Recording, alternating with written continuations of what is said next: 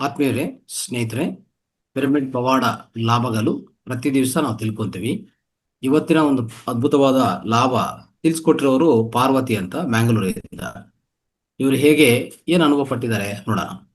ಅವರ ಪ್ರೇಮ ವಿವಾಹ ಆಸೆ ಈಡೇರಿತು ಅಂತ ಹೇಳ್ತಾರೆ. ಪ್ರೇಮ ವಿವಾಹ ಆಸೆ ನೆರವೇರಿತ್ತು ಅಂತ ಯಾವ ರೀತಿಯಲ್ಲಿ ನೋಡೋಣ. ಅವರು ಒಂದು ವ್ಯಕ್ತಿಯನ್ನು ಇಷ್ಟಪಟ್ಟಿರ್ತಾರೆ. ಅವರು ಡಾಕ್ಟರ್ ಆಗಿದ್ದಾರೆ. ಅವ್ರನ್ನೇ ಮ್ಯಾರೇಜ್ ಮಾಡ್ಕೋಬೇಕು, ಮದುವೆ ಮಾಡ್ಕೋಬೇಕಂತ ಅವ್ರಿಗೆ ತುಂಬ ಆಸೆ. ಆದರೆ ಅಂದರೆ ಇವ್ರ ಪೇರೆಂಟ್ಸು ಅವ್ರನ್ನು ಲೈಕ್ ಮಾಡ್ತಾ ಇಲ್ಲ ಆ ವ್ಯಕ್ತಿಯನ್ನು. ಮತ್ತು ಅವ್ರ ಪೇರೆಂಟ್ಸ್ಗೂ ಇಷ್ಟ ಇಲ್ಲ ಈ ಮ್ಯಾರೇಜ್ ಮಾಡೋಕ್ಕಿದೆ ಅಂತ. ಈ ರೀತಿಯಲ್ಲಿ ಇತ್ತು. 4 ವರ್ಷಗಳು ಏನು ನಡೆದಿಲ್ಲ ಅಲ್ಲಿ. ಸುಮ್ಮನೆ 4 ವರ್ಷಗಳು ಪಾಸ್ ಆಯಿತು. ಈಗ ಏನಾದರೂ ಮಾಡಿ ಇದು ಸಾಧಿಸಬೇಕಲ್ಲ ಅಂತ ಒಂದು ಆಸೆ ಇಬ್ಬರಿಗೂ.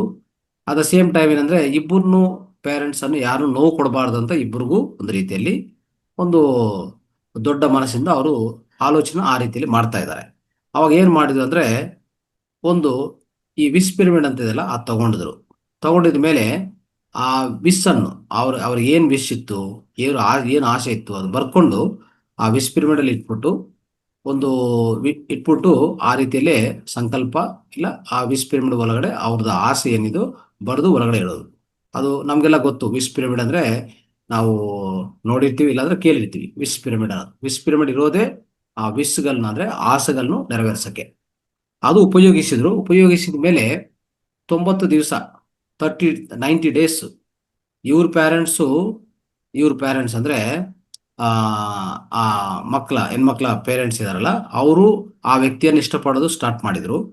ಸೊ ನಿಧಾನವಾಗಿ ಹಂತವಾಗಿ ಅವ್ರನ್ನ ಇಷ್ಟ ಮಾಡೋದು ಸ್ಟಾರ್ಟ್ ಮಾಡಿದರು. ಆಮೇಲೆ ಅವ್ರ ಪೇರೆಂಟ್ಸು ಸಹ ಇವ್ರ ಜೊತೆಗೆ, ಈ ಹೆಣ್ಮಕ್ಳ ಜೊತೆಗೆ ಮಾತಾಡೋಕ್ಕೆ ಅದು ಇಷ್ಟ ಆಯಿತು. ಆ ರೀತಿಯಲ್ಲಿ ಆಗುವಾಗ ಒಂದು 9 ತಿಂಗಳಲ್ಲಿ ಎಲ್ಲ ವರ್ಕೌಟ್ ಆಗಿ ಆರಾಮಾಗಿ ಮ್ಯಾರೇಜ್ ಆಗೋಯ್ತು. ಆಮೇಲೆ ಈಗ 4 ವರ್ಷ ಆಗಿದೆ. ಅದ್ಭುತವಾದ ಹ್ಯಾಪಿ ಮ್ಯಾರೇಜ್ ಅಂದರೆ ಮ್ಯಾರಿಡ್ ಹ್ಯಾಪಿ ಲೈಫು ಅವರು ನಡೆಸ್ತಾ ಇದ್ದಾರೆ. ಸೊ ಇಬ್ಬರು ಪೇರೆಂಟ್ಸು ಸಹ ಇಬ್ಬರು ಕಡೆನೂ ಅವರು ಹ್ಯಾಪಿಯಾಗಿದ್ದಾರೆ. ಈಗ ಅದೇ ವಿಸ್ ಪಿರಮಿಡನ್ನು ಅನೇಕ ವಿಷಯಗಳವರು ಬಳಸ್ಕೊತಾ ಇದ್ದಾರೆ.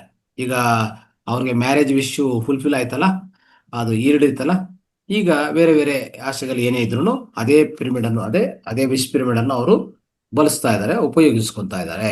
ಈ ರೀತಿಯಲ್ಲಿ ಅವರ ಪ್ರೇಮ ವಿವಾಹ ಆಸೆ ಅನ್ನೋದು ಈಡೇರಿತು ಅಂತ ಅವರು ನಮ್ಗೆಲ್ಲರಿಗೂ ತಿಳಿಸ್ತಾ ಇದ್ದಾರೆ. ಸೊ ಇದೆಲ್ಲ ತಾವೆಲ್ಲ ಕೇಳಿಸ್ಕೊಂಡಿದ್ದಕ್ಕೂ ಧನ್ಯವಾದಗಳು. ನಮಸ್ತೆ.